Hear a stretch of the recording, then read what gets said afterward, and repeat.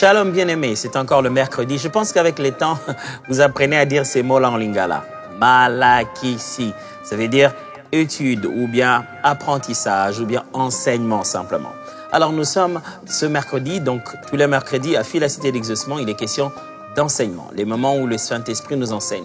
Et nous avons commencé cette longue série sur Divinement averti, donc une étude biblique basée sur les langages de Dieu et en particulier par des songes et des visions. Et on a déjà beaucoup évolué aujourd'hui en cette séance spéciale. On va parler d'autres buts de la vision et on va commencer à catégoriser les formes des songes. C'est très intéressant. Ça va nous donner déjà des principes d'interprétation des songes. Ça, c'est ce que nous allons faire juste après l'adoration d'abord. On va d'abord passer un moment d'adoration, invoquer l'Esprit de Dieu qui va nous faire comprendre ce langage divin parce que sans lui, on ne peut rien comprendre. Alors, c'est le moment d'inviter les frères et sœurs et de dire aux voisins, aux amis qui voulaient tellement suivre la prochaine partie que c'est déjà le moment et que ça a déjà commencé. Alors, connectons-nous et apprenons ensemble. Que Dieu vous bénisse.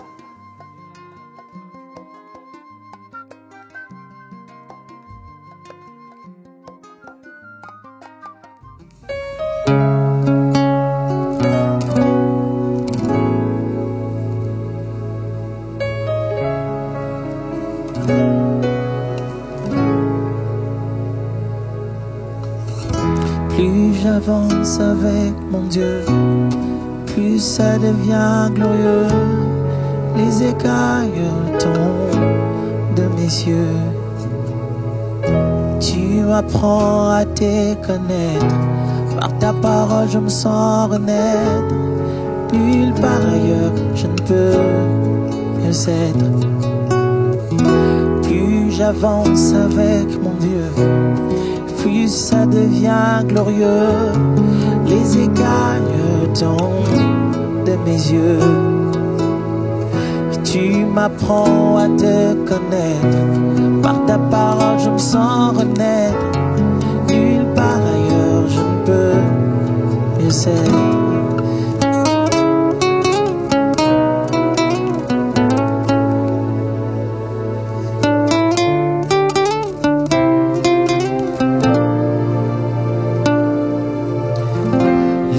So pesanga no sokane langa dimana ipesa yambo isikanga inabunda na makasi nanga na tiketi yoko yokamba nanimi nazala yayo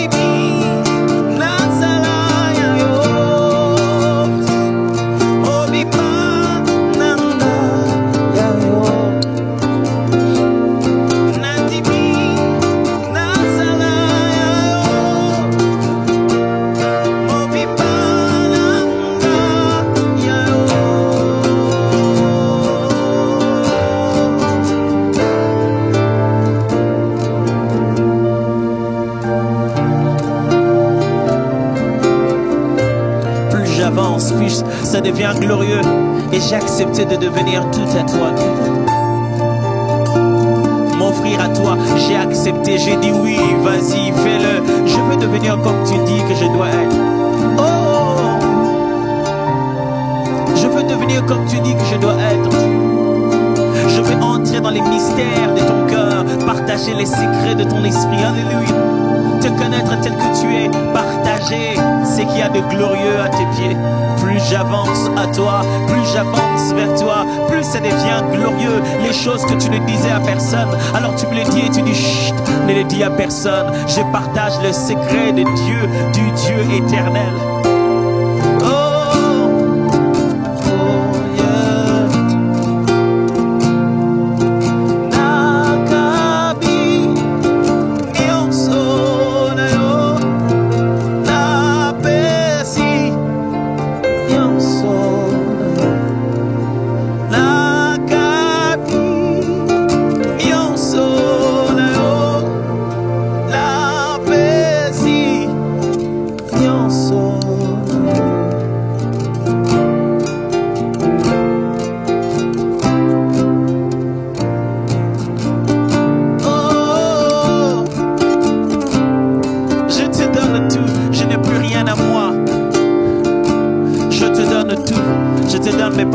te donne mon cœur, je te donne même mes sommeils. Pendant que je dors, je veux te servir. Même je veux que mon sommeil te serve. Que je sois éveillé ou que je sois en train de dormir, tout en moi serve à la gloire de ton nom. Napesi nyonso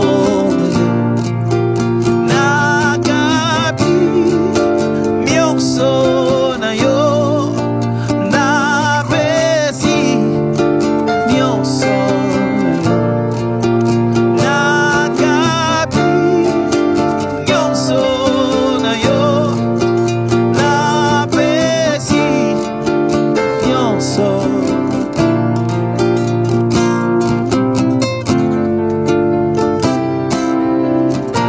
Alléluia.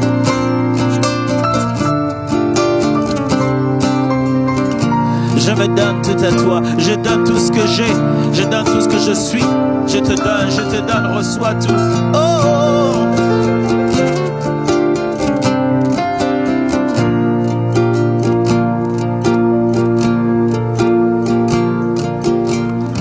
Liboso opesanga nsokanelanga dimana mipesa yambo esika ngai nabunda na makasi na ngai natike lioko lokamba liboso pesanga nsokanelanga dimana mipesa yambo esika ngai nabunda na makasi na ngai natike yoko lokamba nandimi nazala yayo mobimba na ngai yayo.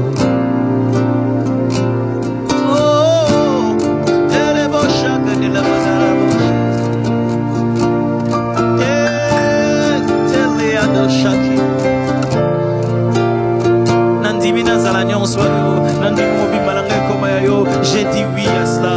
Je ne sais pas dans quel voyage tu m'amènes et je ne sais pas pourquoi tu m'amènes, mais je sais que je vais au bon port. Allons à l'autre bord. J'ai dit oui à ce voyage. J'ai dit oui à ce voyage parce que je fais confiance à celui qui me conduit. Mon guide est aussi ma destination. Mon guide est aussi mon chemin. Oh, quelle joie d'être conduit par celui qui est le chemin. Il me tient la main et il me montre lui-même le chemin. Oh, Saint-Esprit de Dieu, merci. Merci de glorifier Jésus dans mon cœur. Saint-Esprit, merci de glorifier Jésus dans l'église. Alléluia. Saint-Esprit, merci d'ouvrir les yeux de ton peuple et de le rendre plus prophétique qu'il ne l'a jamais été.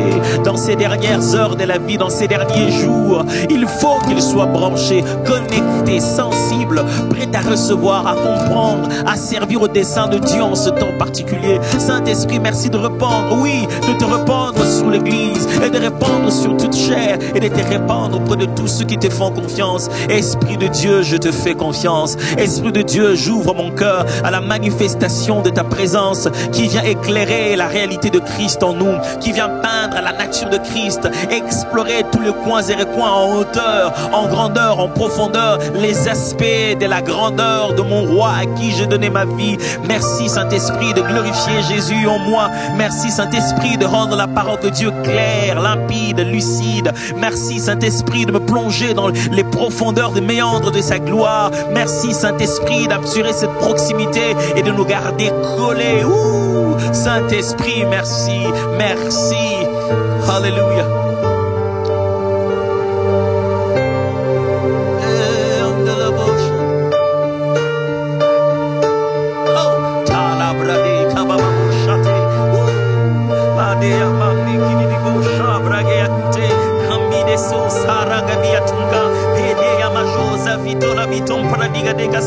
Alléluia. Merci Saint-Esprit, merci de glorifier Jésus, merci de glorifier Jésus, merci d'enflammer nos cœurs de ce désir de la présence de Dieu, de nous faire nager là où il est, dans les profondeurs profondeurs de son amour, dans l'intimité de la conscience de sa présence. Saint-Esprit, merci d'animer nos cœurs de la conscience de l'existence et de la présence du Fils de Dieu au milieu de nous. Merci de crier au-dedans de nous, Abba, Abba, Abba, Abba. Oh Saint-Esprit, nous t'attendons dans la gloire. Nous te désirons au fond de nous, Esprit de Dieu. Tout l'honneur,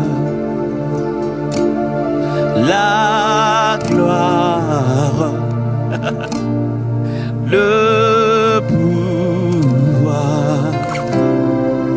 à toi. Tout l'honneur,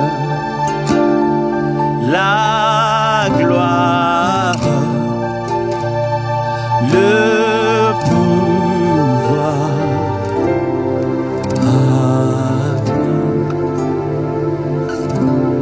Saint-Père,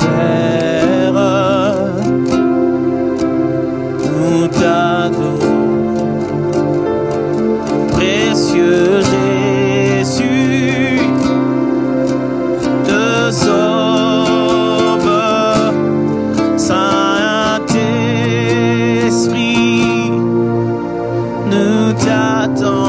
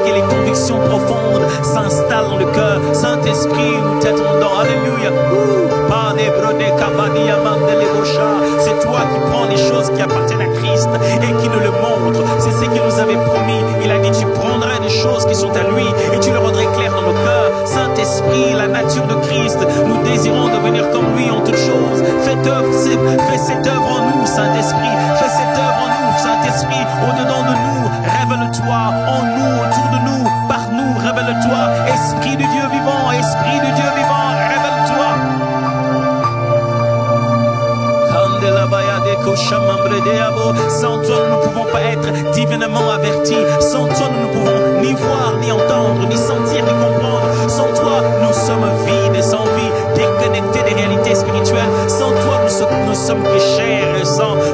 C'est à cause de toi que nous sommes comme le vent, qui est né de vent, né de l'esprit, qui devient comme le vent, on ne sait d'où il vient ni où il va, sans toi nous sommes prévisibles, mais avec toi nous devenons imprévisibles à l'adversaire, avec toi nous pouvons naviguer dans deux autres hauteurs, à cause de toi Saint-Esprit de Dieu.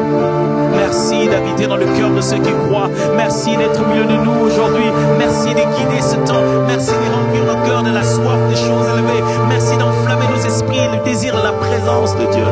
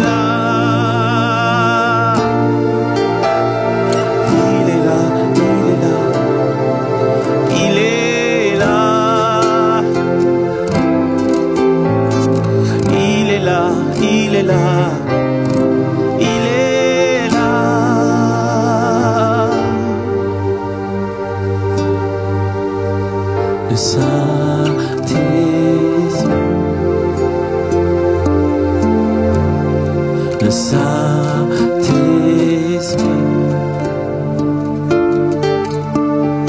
le Saint-Esprit.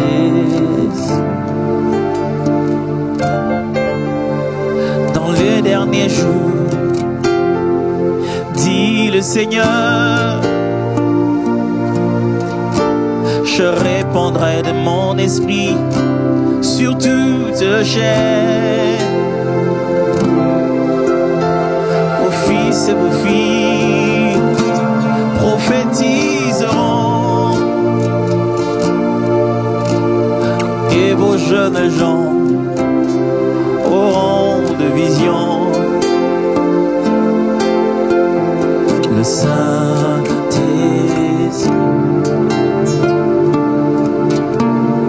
le Saint-Esprit, oh il est le Saint-Esprit, oh il est le Saint-Esprit,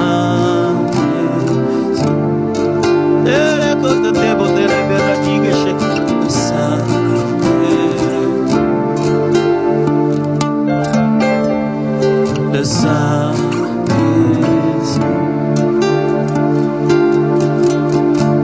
le Saint-Esprit,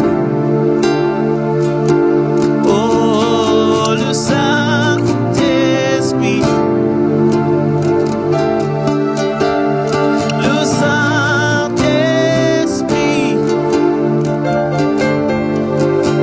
le Saint-Esprit est là.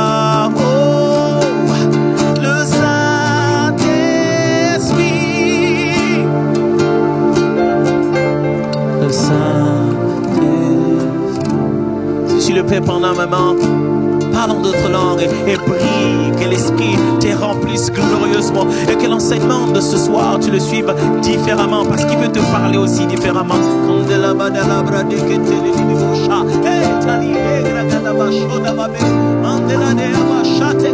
Alléluia.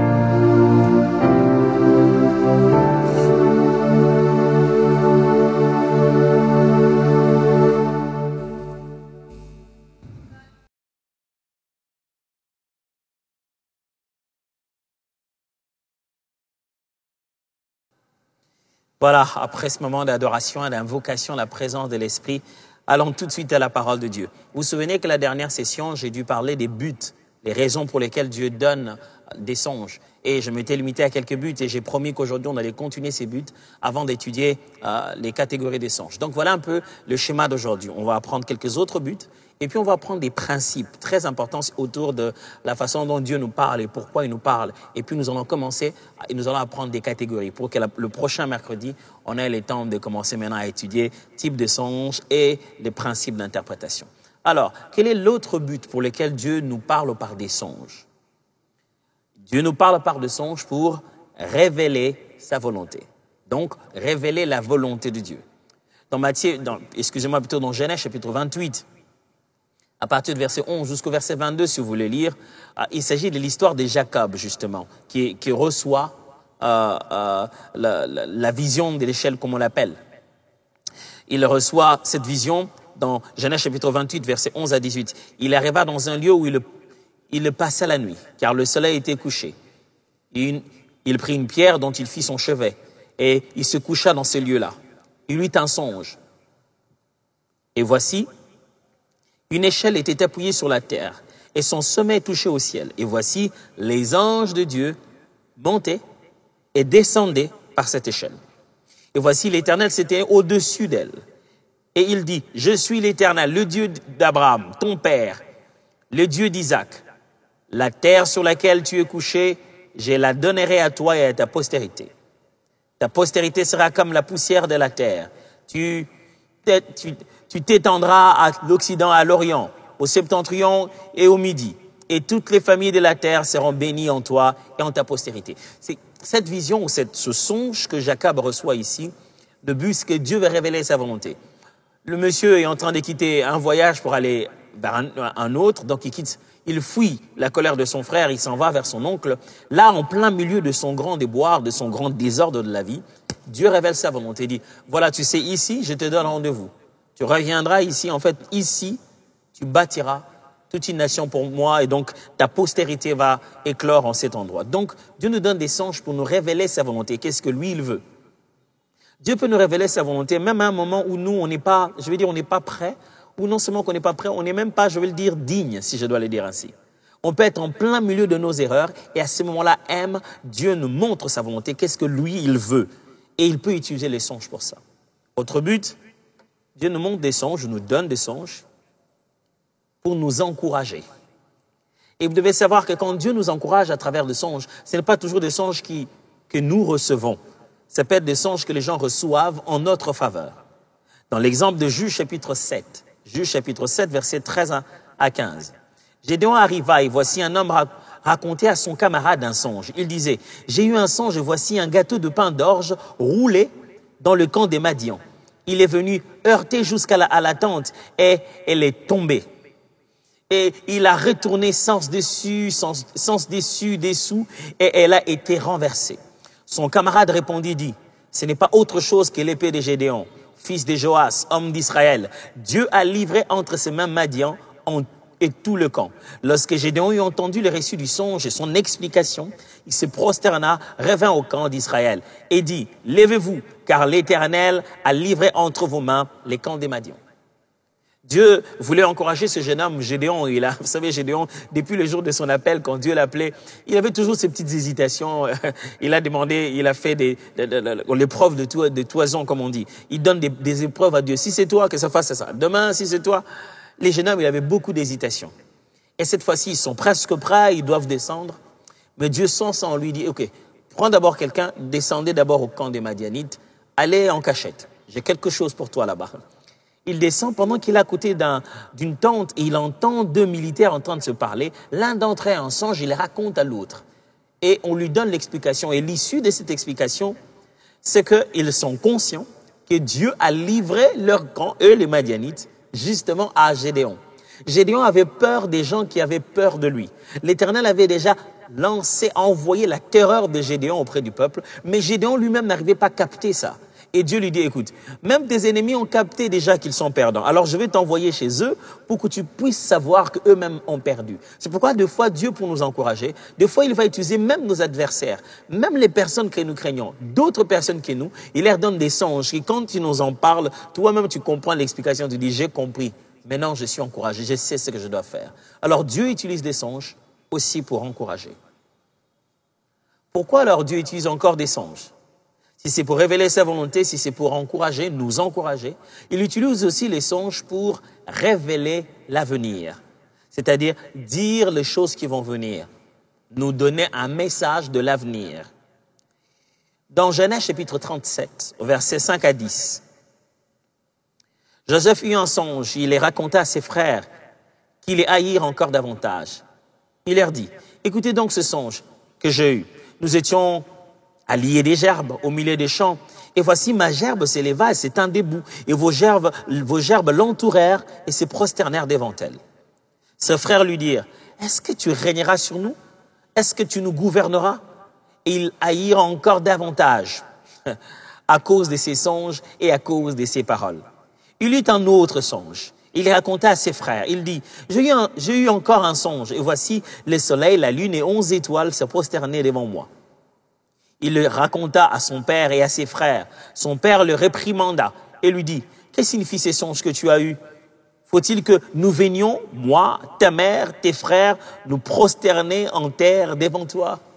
voyez, même lui-même ne connaissait pas très bien l'explication de son songe, mais pourtant, son songe parlait vraiment d'un avenir où l'Éternel le placerait stratégiquement comme un instrument de délivrance, comme un instrument de bénédiction pour sa famille. Il devenait l'instrument par lequel sa famille serait bénie. Mais ce n'était pas maintenant, au moment où il voyait ça. C'était pour demain. Dieu nous donne des songes pour nous montrer l'avenir. Le jeune homme est là, dans ce songe, il n'y a même pas les mots Égypte. Dans ce songe, il n'y a même pas le mot devenir, je sais pas moi, premier ministre là-bas. Dans ce songe, il n'y a pas tous les détails. Mais il y a simplement qu'il y a un avenir clair qui est quelque part là-bas dans le temps, pour lequel Dieu l'élèvera au point que même ses parents, même ses frères, eux tous dépendront de lui et il sera l'étoile qui va briller en faveur de tous. Donc Dieu nous donne aussi des songes pour nous parler d'avenir. Je vous donne tous ces buts de songes pour que vous puissiez comprendre que tous les songes n'ont pas un même but. Revenez à la vidéo de la dernière séance, vous verrez que j'ai exprimé d'autres buts des songes. Alors quand vous avez un songe, vous vous réveillez le matin, ce n'est pas pour le même but. Certains songes ne sont pas pour montrer l'avenir. Certains songes ne sont pas pour révéler la volonté de Dieu. Certains songes sont peut-être juste pour être encouragés. Alors, puisque vous comprenez d'abord pourquoi Dieu donne certains songes, vous serez capable de catégoriser la raison de ce songe-là et ça va déjà vous aider dans la manière d'interpréter ce songe. Un tout dernier but que j'aimerais vous proposer aujourd'hui, les buts de songes. Dieu nous donne aussi des songes pour nous instruire, c'est-à-dire nous enseigner, nous donner des instructions, nous donner des recommandations, je vais dire des directives. Matthieu chapitre 1, verset 20. Matthieu chapitre 1, verset 20. Comme il y pensait, voici un ange du Seigneur lui apparut en songe et dit: Joseph, fils de David, ne crains pas de prendre avec toi Marie, ta femme, car l'enfant qu'elle a conçu vient du Saint-Esprit. Joseph entre dans une réflexion assez exceptionnelle. Je ne sais pas si vous allez faire cette réflexion aujourd'hui, mais franchement, à l'époque de Joseph, on comprend ça aujourd'hui parce qu'on connaît l'histoire. Hein? Mais tu as ta fiancée et tu racontes qu'elle est enceinte par le Saint-Esprit et que vous devez malgré ça vous marier. Joseph était un homme de bon, hein, et la Bible dit que c'était un homme tellement bon, il est allé réfléchir en se disant, ok, comment je vais faire pour rompre secrètement avec elle sans pouvoir l'humilier devant les gens.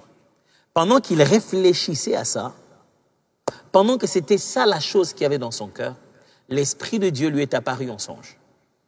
Le Seigneur lui est apparu en songe. L'ange de Dieu lui est apparu en songe. Et il lui parle, il dit, n'aie pas peur de la prendre. Les songes viennent aussi pour nous donner des instructions. Ils viennent plutôt comme l'expression de la sagesse divine. Je vais en parler un peu plus tard. Vous pouvez avoir des songes qui vont se transformer en paroles de sagesse en fait. Dieu donne une instruction précise. À travers les songes, Dieu instruit. Dieu donne des directions. Dieu dit, voilà ce qui doit être fait. Le jeune homme se réveille le matin, il sait qu'il ne doit pas abandonner cette dame. Il sait qu'il va avoir une grande destinée. Comment il le sait? Qui lui a dit ça? Qui lui a donné cette information précise et qui lui a dit ce qu'il doit faire? Non seulement qu'il sait que la grossesse vient du Saint-Esprit, mais Dieu lui a clairement dit ce qu'il doit faire. N'est-ce pas que nous tous on rêve de ça?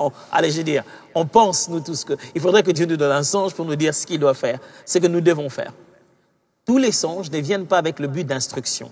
Quelquefois on a besoin d'instruction et ce n'est pas toujours par le songe que Dieu passera. Mais il y a des songes d'instruction.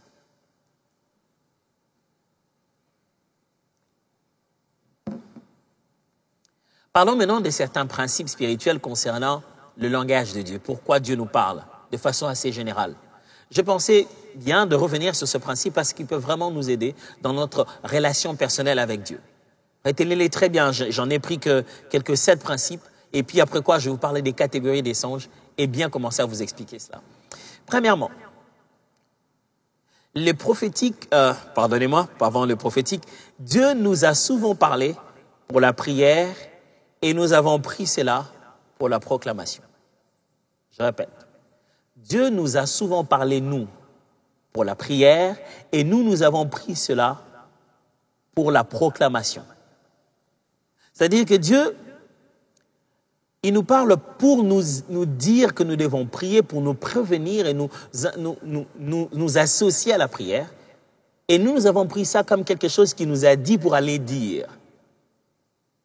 Je reformule. Chaque fois que Dieu vous parle, ce n'est pas pour que vous alliez parler. Voilà. Chaque fois que Dieu vous dit une chose, ce n'est pas pour que vous alliez dire. Quand Dieu vous dit une chose, c'est d'abord à vous qu'il dit. C'est d'abord vous la cible. Et quand Dieu vous parle premièrement, c'est pour vous demander de participer dans la prière. Alors ne sursautez pas après chaque révélation pour aller parler. Ne soyez pas surexcité par vos songes en disant « Ah, j'ai vu un tel dans mon songe, je vais l'appeler. Un tel, tu sais, je t'ai vu dans mon songe. » Et alors?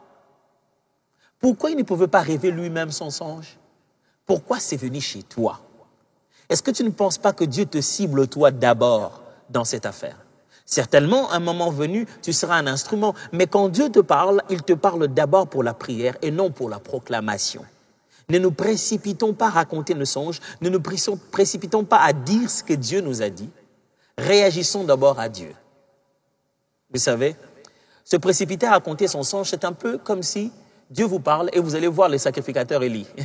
Il dit, tu m'as parlé?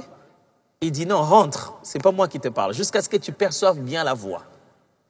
Il y a des gens qui disent, bon, vous savez, mon frère, moi, Dieu m'a révélé beaucoup de choses pour ma vie. Je peux vous dire, moi, un jour, je deviendrai. Il vous raconte beaucoup de choses qu'il pense qu'il va devenir, qu'il croit que Dieu lui a dit qu'il va devenir. Mais il ne fait absolument rien de ça. Et il ne répond pas à Dieu qui lui a révélé ça. Pourquoi Dieu t'a dit tout ça? Juste pour que tu puisses venir battre la poitrine, nous dire combien important tu es aux yeux de Dieu? Ou il s'attend à un certain nombre d'attitudes vis-à-vis de lui, vis-à-vis de l'appel qu'il t'a donné ou des promesses qu'il t'a données? Dieu nous a souvent parlé pour la prière et nous avons souvent pris cela pour la proclamation. Grosse erreur. Deuxième principe, la responsabilité de l'Église ne commence pas par parler, mais plutôt par écouter. L'Église du Seigneur, l'Assemblée de Dieu, l'Église en général, le corps du Christ, l'Église locale, nous, frères et sœurs chrétiens qui croyons à la parole de Dieu, notre premier but, ce n'est pas d'aller parler. La raison pour laquelle Dieu nous parle, c'est d'abord pour qu'on l'écoute. Non pas pour parler, mais pour qu'on l'écoute. L'attitude que l'Esprit veut que l'épouse puisse avoir, c'est l'attitude d'écoute. Le livre d'Apocalypse dit bien que celui qui a des oreilles entende ce que l'Esprit est en train de dire à l'Église. Et vous savez ce que nous faisons? Nous voulons tout de suite parler. Nous voulons tout de suite poser. Nous devons tout de suite poster cela sur Facebook. Nous voulons tout de suite publier cela. Nous voulons que tout le monde sache tout. Moi, Dieu m'a parlé les choses que Dieu m'a dit, frères et sœurs. Je vais vous dire, il y a des choses, quand vous les dites, les gens vont vous tabasser à cause de ça. Ce n'est pas parce que Dieu vous a dit que les gens vont dire oui. Ils ont frappé le Fils de Dieu. Ils l'ont cloué à la croix de Golgotha. Les révélations ne vous donneront pas l'unanimité. Ce n'est pas parce que c'est Dieu qui a parlé que les hommes seront convaincus. Il leur a donné le libre arbitre. Il leur a donné la liberté de faire ce qu'ils pensent. Ils doivent finalement s'engager. Alors ce n'est pas parce que Dieu vous a parlé que vous devez tout de suite vous concentrer votre attention sur comment aller communiquer. Non. Concentrez plutôt votre attention sur est-ce que j'ai compris ce qu'il m'a dit. Vous savez, le jour où il appelle Jérémie, il lui dit, il lui donne une vision. Dans le livre de Jérémie, chapitre 2. Il lui dit, dis-moi, qu'est-ce que tu as vu? Belle question. Hein? Il dit, Jérémie, qu'est-ce que tu as vu? Et Jérémie commence à décrire ce qu'il a vu. Alors Dieu lui dit, tu as bien vu. D'abord, le test, c'est avec lui-même. Les tests, c'est, il te parle à toi-même, il te dit, qu'est-ce que tu as vu? Est-ce que tu as compris? Donne-moi un feedback. Est-ce que tu saisis ce que je te dis? Église, apprenons à écouter l'époux. Beaucoup de fois, les gens vont parler à la place de Dieu, au nom de Dieu. Et Dieu est en train de se dire, je ne suis même pas là avec vous. Je ne suis même pas dans cette chose que vous êtes en train de faire. Vous vous souvenez, Jésus, quand il parle de cette réaction qu'il va avoir dans les derniers jours, il dit que plusieurs vont venir lui dire, Seigneur, Seigneur, n'avons-nous pas prêché en ton nom? N'avons-nous pas... Vous verrez dans cette liste, la personne a dit, n'étions-nous pas restés à t'écouter? Non. Ils étaient tous, n'avons-nous pas fait ceci, ne sommes-nous pas allés faire? Ce que Dieu attend de nous, c'est pas qu'on aille d'abord faire quelque chose pour lui. Écoutez bien cette phrase, j'aimerais que vous puissiez la retenir. Dieu n'est pas impressionné par un serviteur qui est prêt à tout faire pour lui. Ce qui touche le cœur de Dieu, c'est un serviteur qui lui est fidèle. Bon et fidèle serviteur. Celui qui reste dans ce qu'il a dit. Pas qu'il peut faire tout et n'importe quoi, livrer toute sa vie, alléluia. Je peux faire tout ce que tu veux, Seigneur. Non, il faut juste faire ce que je dis. Il faut juste faire ce qu'il a dit et lui rester fidèle. Troisièmement, Les expressions de Dieu ne dépendent pas de l'importance que nous accordons au sujet. Dieu ne change pas sa façon de parler parce que c'est devenu urgent pour toi. Dieu n'a pas des méthodes de langage où il s'est dit « ce problème est si important que je ne peux que utiliser ce langage-là ». Les expressions de Dieu ne dépendent pas de l'importance que nous accordons au sujet. Dieu, je veux me marier, je veux savoir entre les deux, c'est laquelle vraiment, Seigneur. Seigneur, je veux que tu m'envoies un ange qui vienne lui-même me dire « ne le prends pas, Sophie ». Prends Jeannette, ou ne choisis pas Fiston, prends Mathieu. Tu vois, nous, on trouve que c'est tellement, ça nous tient que Seigneur, si tu pouvais seulement clarifier ça. Dieu ne fonctionne pas comme ça. Non, pas du tout. Dieu parle un langage, et ce langage-là est basé sur une relation qu'on développe avec lui. Dieu n'est pas une forme d'interrupteur. Dieu est une personne. Il y a une relation à vivre avec lui. C'est un être qui a besoin de relations et de communion. Alors Dieu, il ne change pas d'expression parce que c'est devenu important pour toi. Dieu, Seigneur, c'est très important. Il faut que j'ai un songe maintenant. Dieu, c'est très important. Il faut que tu parles. J'ai déjà rencontré des gens qui viennent avec leur sujet. C'est tellement important pour eux qu'ils viennent vers moi et me disent « Pasteur, je ne peux faire rien te dire. » Que ton Dieu te parle directement. Parce qu'au fond d'eux, ils se disent, si l'homme de Dieu lui me le disait sans que je ne lui dise rien, ce serait vraiment la confirmation que c'est Dieu qui parle. C'est pas parce que c'est devenu si important pour vous que Dieu va se dire, il faut faire quelque chose. Il reste combien de jours? 2 jours? Non, non, non, non. Vous savez, quand Dieu vous venez 2 ans avant, il vous dit, je suis l'Éternel, je ne change pas, j'agirai. Vous venez 2 minutes avant, il répète exactement avec le même ton, je suis l'Éternel, je ne change pas, j'agirai. Il est calme, il sait ce qui va se passer. Il sait très bien ce qui va se passer. Alors, ce n'est pas parce que ça devient agitant, ce n'est pas parce que ça devient pressant que Dieu va changer sa formule, que Dieu va changer sa façon d'être, que Dieu va devenir rationnel et Dieu va devenir mathématique, et Dieu va devenir empirique. Il va être une affaire de cause à effet. Dieu n'est pas une mathématique, Dieu n'est pas une science. Dieu reste une personne et on doit le comprendre dans une relation. J'espère que ces principes vous aident, hein? Je l'espère bien, je l'espère vraiment, parce que ces principes ont but de placer un bon contexte sur l'utilité des songes, quand on va les avoir, et des différents langages que Dieu nous accorde. Alors voilà un autre principe, très très intéressant. Alors, premier de bien écouter ça. Alors, on ouvre bien les oreilles, très très intéressant comme principe.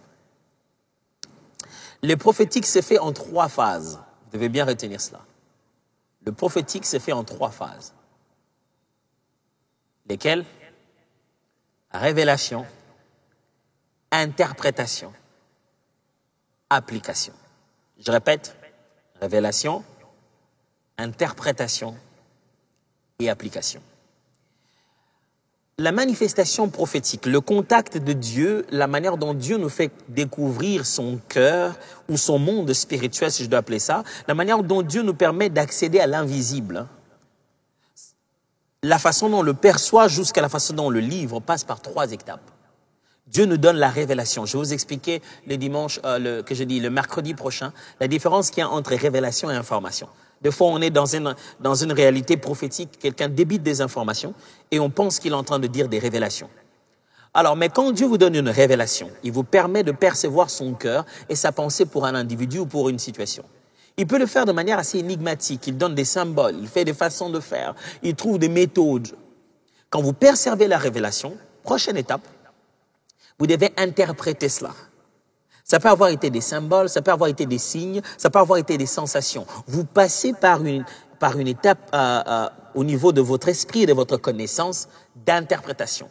Et ça, parce que vous avez été encadré par quelqu'un qui connaît comment utiliser ces dons, vous avez passé des temps de prière à comprendre la particularité de comment s'exprime votre don. Vous pouvez maintenant travailler sur la compréhension et l'interprétation de votre don ou de la manifestation de l'esprit.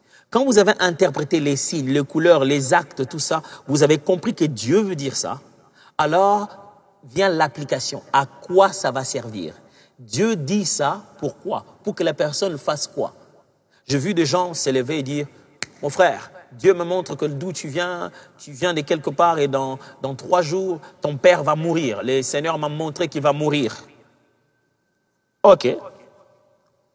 Fantastique. Les médecins auraient pu lui dire ça aussi, hein, s'il avait amené son père à l'hôpital. Pourquoi c'est Dieu qui donne cette information? Il veut quoi? Pourquoi c'est le Père céleste qui veut parler à son fils ou à sa fille pour le prévenir que son Père terrestre va mourir? Il vise quoi? Comment appliquer? Quelle est l'application de ce message-là? Que allons-nous en faire? Et vous devez savoir que c'est la même réalité. Même dans le songe, quand vous avez perçu votre songe, ce n'est qu'encore une révélation. Vous devez passer par une interprétation et finalement donner une application. Alors n'allez pas avec votre songe, allez, je vois des fois les gens, ils sont, allez, c'est presque de l'irresponsabilité, je dis, hein. Ils prennent le songe, ils viennent vous le jeter sur le visage comme ça. Moi, tu sais, je t'ai rêvé comme ça, moi je sais même pas ce que ça signifie. Moi, j'ai juste rêvé comme ça, toi. Oups, c'est bien, vous n'avez peut-être pas compris. Ou les gens disent, moi j'étais rêvé, j'étais très mal rêvé, hein. C'était très mal. Tu prends la responsabilité de dire que tu as mal rêvé. Pourquoi? Tu penses que tu es un journaliste terrestre qui reçoit les informations célestes pour pouvoir les dire juste à la télé? Tu n'es pas un Facebook de Dieu. Tu n'es pas un mur où Dieu va publier les informations. Le Père a un but. Pourquoi il te l'a dit à toi? Pourquoi il t'a donné cette révélation? Après que tu l'aies compris, quelle est l'application? Quand je vous prêche ici, je prends la révélation, la parole de Dieu que j'interprète et je vous dis, j'ai dit cela à une application. Comment l'utiliser aujourd'hui? C'est ça le principe de la révélation de Dieu. C'est ça le principe prophétique. C'est ça le principe d'un message céleste pour la terre. Révélation, interprétation et application. Je pense que je vais arrêter là les principes. Hein? Comme ça, on continue le reste. Hein? Non. Bon, ok. Je vous en donne quand même les quelques autres avant qu'on continue sur les catégories. Je vous ai promis 7 principes. Je vais vous donner les 3 autres. Cinquièmement, la marche par la foi commence par l'obéissance à la voix. La marche par la foi commence par l'obéissance à la voix. Dire que je marche par la foi. Pasteur, moi je vis par la foi. Moi je ne vis que par la foi. C'est seulement par la foi, je crois au Seigneur. Marcher par la foi commence par ta capacité à obéir à la voix de Dieu. À ce que Dieu t'a dit. Marcher par la foi, ce n'est pas marcher par l'espoir, en se disant, non, pasteur, j'ai l'espoir, ça va réussir. Non, l'espoir, c'est avoir des souhaits de l'avenir. La foi, c'est avoir la connaissance et la certitude de l'avenir. Vous savez ça? La Bible dit, la foi est une ferme assurance de choses qu'on espère. On ne dit pas espoir, on dit espérance. Ferme assurance de choses qu'on espère. La foi, ce n'est pas l'espérance de choses qu'on pense. Ferme assurance, je suis sûr sur des choses que j'attends voir demain. La foi, ce n'est pas une ferme, on a la ferme assurance aujourd'hui. Et la marche par la foi commence par l'obéissance à la voix. Si tu veux montrer que tu as la foi, c'est comment tu obéis à la voix de Dieu. Quand Dieu t'a dit, lève-toi, Joseph, prends ta femme, partez en Égypte. Tu te dis, bon, partir en Égypte quand même, on n'a même pas l'argent pour le loyer. On va aller en Égypte, là, quels sont les commissionnaires à qui on va parler? Quelles sont les entreprises qui vendent? En Égypte, moi, je connais qui? La foi est une véritable folie. Hein? La véritable marche par la foi commence quand la voix de Dieu se révèle, on obéit comme un fou. Êtes-vous prêt à vivre cette folie avec Dieu? 6e principe. Ça, c'est très intéressant. Hein? J'aime bien enseigner ces principes ici pour mettre les gens dans le contexte de bien comprendre la volonté de Dieu et la voix de Dieu quand Dieu leur parle. Les détails servent à l'action et le général sert au caractère. Quand Dieu nous parle, il peut nous donner quelque chose de très générique. Et il y a des moments où il nous donne plus de détails. Voici les principes que j'aimerais vous enseigner ici. Quand Dieu commence à devenir très détaillé, c'est qu'il attend de toi une action urgente. Plus il donne des détails, plus il faut que tu les fasses. Je donne un exemple. Dieu te dit, dans l'avenir, tu seras quelqu'un de grand, tu seras puissant, je t'utiliserai puissamment. Je vais te faire partir partout dans le monde.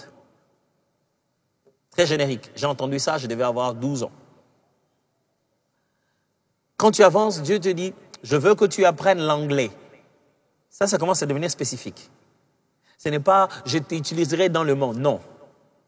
Quand il dit, je veux que tu apprennes l'anglais, je ne vais pas attendre en disant, oh Seigneur, tu m'utiliseras, oui, aide-moi à être la personne que tu veux pour ça. Non. Quand Dieu te présente un plan générique, il te demande d'être la personne qu'il faut pour la promesse qu'il te donne. Pas de mériter, mais de te repositionner. C'est-à-dire, il te dit, voilà ce que je veux faire avec toi. Commence déjà à te positionner par rapport à ça. Quand il te présente un plan général, c'est pour travailler sur ton caractère et préparer la personne qu'il faut pour la promesse qu'il faut. Mais quand il commence à devenir spécifique dans ses orientations, il te demande maintenant de poser les actions qu'il faut. Dieu te dit cette année, travaille, apprends les langues dont tu as besoin, apprends le mandarin, apprends l'anglais. Tu négliges cette année. L'année prochaine, l'année qui suit, tu es en train de te mettre du retard. Tu es en train de déformer la personne que tu dois être le jour de l'accomplissement. Les jours où les choses seront là, tu risquerais de ne pas avoir les compétences requises pour ça. Quand Dieu commence à donner des détails, c'est qu'il demande d'agir. Le spécifique, c'est pour l'action. Mais le général, c'est pour le caractère. C'est pour préparer ton être. Quand ça devient spécifique, c'est pour te pousser à l'action. Le tout dernier, le voici. J'espère bien qu'en écoutant tous ces principes, quelqu'un se dit « Ah oui, pasteur, je comprends maintenant. C'est en fait pour ça. » Sachez bien que le songe, les visions, c'est juste un petit détail dans un grand contexte de la révélation de Dieu. Alors vous devez comprendre ce grand contexte pour que vous puissiez saisir ce détail. Imaginez-vous que depuis que j'enseigne, peut-être quelqu'un n'a jamais encore reçu un songe. Alors comment tu vas écouter Dieu? Tu dois comprendre plutôt le principe et les vérités, comment ça fonctionne. Enfin, n'aie jamais arrêté d'écouter Dieu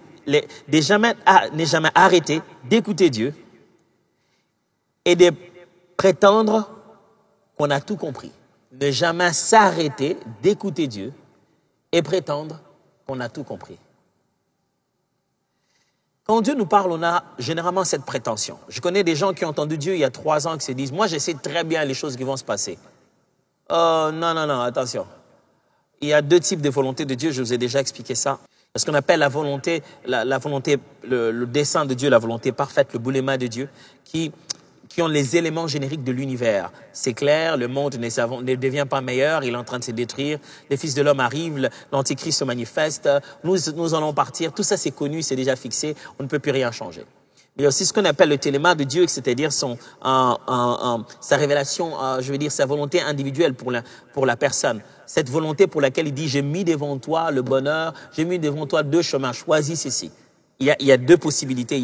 C'est-à-dire que lorsque l'homme pose un acte, lorsque l'homme change, l'histoire de sa vie aussi prend une autre tournure. C'est sa volonté où il dit, va dire à Ninive, je vais détruire. Et puis Ninive se répand et dit, bon, va lui dire que maintenant qu'ils se sont repentis, je ne détruis plus. Il demande au prophète, il dit, va dire au roi que je vais le détruire. Je vais le tuer, il va mourir. Et puis il se répand. Quelques minutes, il tourne vers le mur, il prie le Seigneur et puis le prophète n'est même pas encore sorti de la parcelle. Dieu lui dit, rentre, maintenant on a arrangé. Alors frères et sœurs, quand vous avez reçu un message, vous l'avez, sachez qu'en marchant, juste en déplaçant, le ciel et la terre peuvent être reconnectés autrement. Et puisque tu n'es qu'un messager, tout ça peut changer. C'est pas parce que tu as vu un songe sur quelqu'un il y a 2 mois. Ah, j'avais rêvé qu'il avait une mauvaise vie. Que ça va devenir ça, sa vie. La vitesse avec laquelle il se répand, la façon dont le Seigneur le voit, les choses qui changent dans sa vie. Ne stéréotypez pas les gens parce que vous avez reçu une révélation une fois. Ne prétendez pas avoir tout compris parce que Dieu vous a donné un détail. Continuez à l'écouter au jour le jour. Continuez à vous dire qu'est-ce qu'il veut dire. J'aime bien dire, le langage de Dieu peut changer entre le bas de la montagne et le sommet de la montagne. Il peut t'avoir dit à la maison, va tuer ton fils. Et quand tu arrives à la montagne, il dit, Abraham, ne mets pas ta main sur Isaac. Imagine-toi qu'Abraham n'ait pas entendu ce que Dieu lui disait quand il est arrivé maintenant sur la montagne. Il était déjà sur le point de tuer son fils. Et Dieu dit Abraham, et lui a dit, Dieu m'avait déjà dit depuis la maison, ça ne va pas changer. Il a perdu cette sensibilité. Il a tué son fils. Et Dieu allait lui dire, Abraham, je t'ai parlé plusieurs fois. Je pense que Dieu dit à des gens, beaucoup de gens comme ça. Ils sont en train de se plaindre. Seigneur, pourquoi tu m'as abandonné? Dieu te dit non, je t'ai parlé plusieurs fois. Tu étais tellement borné à ce que j'avais dit au début que tu ne suivais plus les petits détails que je t'ai montrés en chemin. Frère, ce n'est pas parce que vous savez où vous allez que vous n'avez pas besoin de comprendre le parcours. Vous savez, Jésus, il est le chemin, la vérité et la vie. C'est ce que lui-même dit. Vous savez cette expression, ce que ça signifie? Il y a plusieurs façons d'interpréter cela. La première interprétation, c'est cette vue rabbinique. C'est que les rabbins ont compris quand Jésus a dit ça, qui lui a valu d'ailleurs sa mort et qui ont commencé à le poursuivre. Quand il dit « Je suis le chemin, la vérité et la vie », et pour eux, il fait référence à être le tabernacle vivant, à être le temple vivant. Souvenez-vous que ce texte se trouve dans le livre de Jean, dans lequel il est justement question de la parole s'est faite chair et a habité parmi les hommes. Littéralement, la parole est devenue tabernacle au milieu des hommes. La parole a demeuré comme un temple vivant. Et Jésus leur disait, je suis le chemin, la vérité et la vie, qui sont les trois étapes, qui sont le chemin, donc le parvis, la vérité, le lieu saint, et la vie, le lieu très saint. Et en voyant cela, on disait, comment? Ça signifie quoi? Ça, c'est une des interprétations. L'autre, c'est le sens du mot chemin dans la culture juive. En Israël, quand tu vas demander à quelqu'un la route, dis je vais aller quelque part, tu lui dis bon, ok. Et tu lui dis bon, je vais aller quelque part. Et tu ne connais pas où c'est. Il te montre ça à distance. Il te dit tu vois là-bas? Oui. Et il commence à t'expliquer. S'il a l'impression que tu risques de ne pas bien comprendre, il te dit, il te tient la main et dit je suis le chemin. Il ne te dit pas, je veux te montrer le chemin. Il dit, je suis le chemin. Ça signifie, tu n'as plus besoin de retenir comment on va entrer. Tu n'as plus besoin d'utiliser les explications que je te donnais. Tant que tu me tiendras la main, même sans que tu te rappelles des explications, je t'amènerai à bon port. C'est ça ce que Christ est. Alors n'abandonnons pas la main du Seigneur à cause d'une petite révélation qu'il nous a donnée. Oh, le prophète m'avait dit, mais je ne comprends pas. Même quand le prophète t'a dit, reste connecté à Dieu, n'abandonne pas le Seigneur. Reste connecté à la prière, reste connecté à la méditation, la parole, à la crainte de Dieu. Dieu peut progressivement te dire, bouge de là, quitte là-bas. Dieu peut te dire aujourd'hui, va à cet endroit, je vais te bénir. Et il voit que l'ennemi est en train de venir, il te dit, quitte un moment. Tu quittes un moment et tu reviens pour une meilleure bénédiction. Alors ce n'est pas parce que Dieu a dit une fois que vous avez tout compris. Non, pas du tout. Alors, quelles sont les catégories des songes? Je vous ai donné pour ici 3 catégories des songes. Je suis en train de travailler sur la possibilité de les fusionner de sorte à agrandir le nombre de catégories peut-être qui vont figurer dans le livre, je le pense. Je sais que beaucoup d'entre vous m'ont encouragé aussi à écrire. Je suis déçu et j'espère pouvoir le finir le plus tôt possible. Ici, je vais vous présenter 3 catégories. On peut catégoriser les songes d'après notre implication dans le songe. C'est-à-dire notre implication, la focalisation du songe. Le songe est focalisé sur quoi? On peut donc catégoriser cela. On peut aussi catégoriser le songe d'après le temps. Ce songe-là parle-t-il du passé, du présent ou de l'avenir? On peut aussi catégoriser les songes d'après leur contenu ou leur forme, la formulation, la composition de ce songe-là, le scénario que Dieu a formé. Je répète, on peut d'abord catégoriser les songes d'après notre implication, l'implication du songeur, de celui qui a rêvé. Quelle était ton implication? Il y a 3 possibilités d'implication. Il y a ce qu'on appelle des songes actifs, c'est-à-dire des songes intrinsèques, des songes pour nous. Des songes dans lesquels c'est toi qui es en action. Tu rêves, tu vas là-bas, tu fais ceci, tu es l'acteur principal du songe. Dans ce songe-là, tu ne te vois pas seulement en train de faire une chose, tu vois avec les yeux comme on voit tous les jours. Tu ne te vois pas toi en train de courir, non, c'est toi qui vois là où tu vas. Dans le songe actif, c'est le songe qui te concerne. Le songe dans lequel toi-même tu es en toute activité sur des circonstances qui ressemblent à ta personne, ça c'est ce qu'on appelle les songes actifs. Donc les songes qui sont catégorisés d'après leur implication et leur focalisation. D'après leur implication et leur focalisation, il y a 3 catégories de songes. Songe actif, c'est-à-dire le songe qui te concerne, c'est toi qui es dedans. Oh, pasteur, je rêvais, je conduisais une voiture. Si c'est toi qui conduis, même si tu ne sais pas conduire la voiture, conduire une voiture, ça parle de ta vie. Et ça ne parle pas que de ta vie, ça dépend de qui va être à l'intérieur. Si par exemple tu es responsable, tu vas voir que cette voiture va avoir des gens à l'intérieur. Des fois, les véhicules qui sont individuels sont l'expression de la vie personnelle. Et quand les véhicules commencent à être des véhicules où on porte des gens, ça devient un avion, ça devient un bus, ça commence à parler de tes responsabilités, ou que tu es patron, ou que tu es chef d'entreprise, pasteur, ou qui que ce soit, père de famille. Ça commence à parler des gens dont leur vie dépend de toi, parce que c'est conduire ta vie. Le songe actif, c'est les songes dans lesquels tu es actif et donc le songe qui te concerne toi. Deuxièmement, il y a ce qu'on appelle le songe participatif. On est toujours dans la catégorie des songes d'après l'implication. Un songe dit participatif, c'est le songe dans lequel tu vois les choses se faire, Tu fais quelque chose, mais ce n'est pas ce que toi tu fais qui est tout. C'est-à-dire, tu rêves par exemple que non, voilà là, tu es arrivé à un endroit, on t'a posé à toi aussi la question, qu'est-ce que tu en penses? Tu as parlé, tu as participé, mais après tu as entendu sur d'autres personnes intervenir. Ça, ce n'est qu'une expression. Dans un songe participatif, tu n'es pas le seul acteur. Tu joues un rôle et d'autres personnes jouent aussi des rôles. Et les songes participatifs sont généralement des songes qui ont trait aux endroits où tu œuvres. À la famille, à ton couple, à un endroit où tu joues le rôle, où ce n'est pas ta vie à toi seul seulement. C'est une vie qui est influencée aussi par la décision des autres. Le lieu où tu travailles, l'église où tu es, je sais pas moi, un parti politique dans lequel tu te retrouves, ou en fait le milieu où tu sers, le milieu dont les personnes ou les acteurs que tu vas voir vont te rappeler ces milieux-là. C'est ce qu'on appelle un songe participatif. Et enfin, dans la catégorie des songes d'après leur implication, se trouve ce qu'on appelle des songes passifs ou extrinsèques. C'est-à-dire, ce sont des genres de songes où vous êtes là pour voir ce qui se passe. C'est-à-dire, Dieu vous amène à des endroits. C'est comme quand les prophètes de la Bible recevaient des visions. Vous avez déjà eu ces songes-là où vous arrivez à un endroit et vous voyez ce qui se passe. Vous êtes qu'un acteur, vous êtes qu'un, je vais dire, un participant seulement. Vous faites partie de l'audience. Vous écoutez seulement. Allez, vous êtes en train d'écouter. Vous voyez ce qui est en train de se passer. Ah, vous regardez. Ah, qu'est-ce qu'il dit? Qu'est-ce qui se passe? Généralement, les songes dits extrinsèques ou passifs, ce sont des songes pour lesquels Dieu veut te parler de ce qui se passe. Quelquefois, même à l'intérieur, tu peux te voir toi aussi. Tu peux même te voir toi aussi en train d'agir avec les autres. Mais ce sont des songes dans lesquels les yeux qui voient, ils n'agissent pas. J'espère que j'ai été clair là-dessus.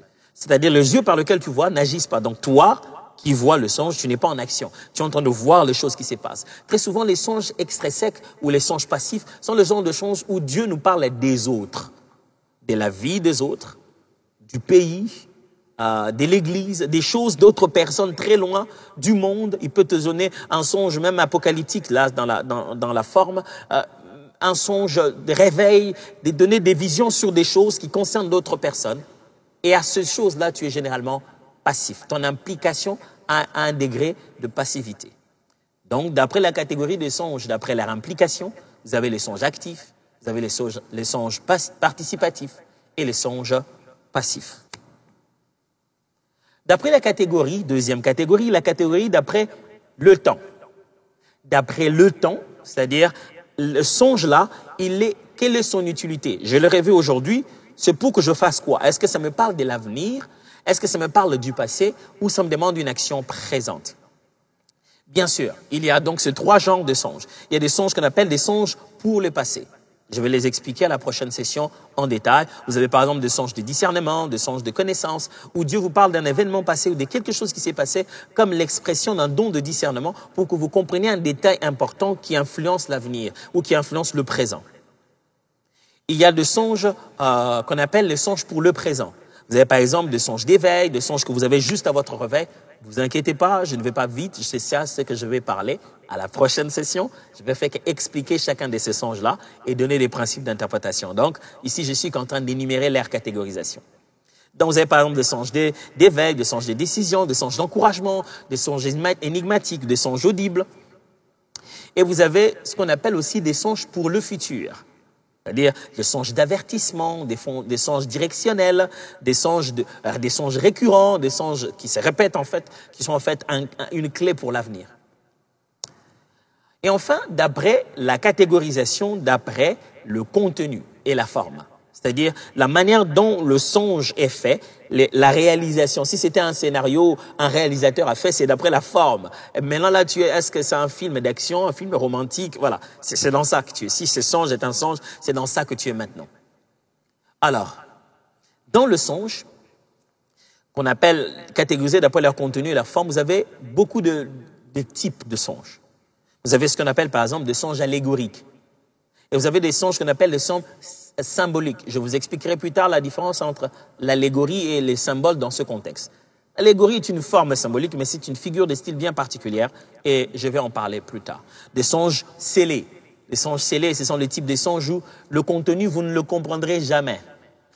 Ce sont des cadeaux bien enfermés que seul le destinataire détient le code pour pouvoir le comprendre.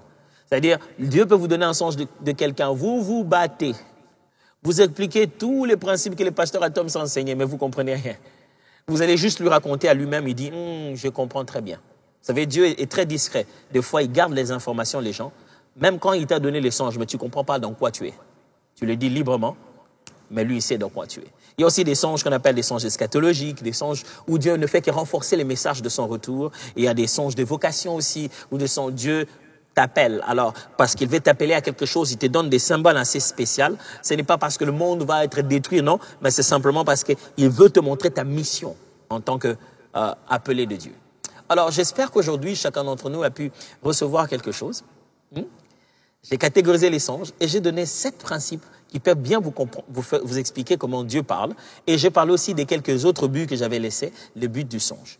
Alors, maintenant que vous avez tout ceci en main, attendons-nous à nous voir donc à la prochaine session pour commencer à étudier chaque forme des songes les unes après les autres, chaque type de songe, et apprendre aussi des principes clés qui peuvent vous aider à interpréter et même plus, à commencer même à écrire vos songes. Je voudrais, si le Seigneur le veut, dans les prochaines sessions, vous apprendre comment on écrit des songes, comment on retient des songes, comment on fait pour maintenir son songe quand on l'a reçu. Mais pour l'instant, je vais juste prier avec vous. Père de gloire, ô mon Dieu, tu nous parles beaucoup. Et tu sais, nous, on ne prend pas garde, et non seulement qu'on ne prête pas garde, des fois aussi, on agit seulement de la mauvaise manière. Tu nous as dit une chose et nous, on a fait une autre. Aie pitié de nous, Seigneur. Si tu peux encore renouveler ta bonté envers nous, Seigneur, et continue à nous parler. Quand tu nous parles, c'est nous que tu vises d'abord, et non pas seulement que nous soyons des instruments. Je te bénis, Seigneur, pour ta fidélité. Dans le puissant nom de Jésus. Amen.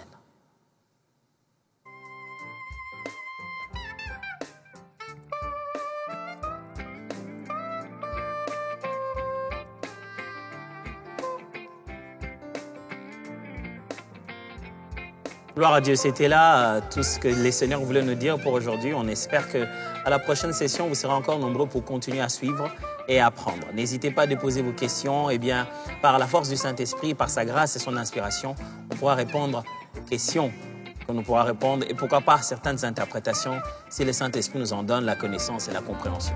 Mais pour l'instant, c'est déjà l'autre étape du culte. C'est le moment où on donne tous nos offrandes sur ces numéros qui nous sont présentés là, les numéros pour pouvoir envoyer l'argent, par l'argent mobile, bien sûr, pour notre offrande et quelques autres formes d'offrande. Vous savez, c'est pas toujours de l'argent. Si c'est un virement, vous pouvez aller sur notre site, donc www.cité-exaucement.com. Mais aussi, si vous avez le cash, n'hésitez pas de passer au bureau de l'église et de les glisser dans les urnes qui sont là, au bureau administratif. Il y a des urnes qui sont là-bas. Vous pouvez glisser votre offrande selon que le Seigneur vous bénit pour ça. Demain, ne ratez pas. Donc demain, c'est le moment de prière avec le pasteur Blanquet. Pasteur Blanquet, toujours une équipe avec lui, donc quelqu'un toujours avec lui, avec qui il prie et ils prennent tous cet enseignement et les transforment réellement en prière. Et c'est un très très bel exercice à faire en tant qu'enfant de Dieu qui est en train de suivre la parole de Dieu. Et puis le dimanche, nous allons continuer nos gestes barrières. Vous le savez, on ne va pas s'arrêter jusqu'à ce qu'il y ait complètement victoire en toutes ces choses. Et sachez que pour ce dimanche, on aura le temps de parler justement des nuances comme malédiction, ces choses de malédiction, démons, possession. Ce sera des choses qu'on va bien exploiter ce dimanche ici. Donc, pour moi, je vous dis au revoir et donc à dimanche.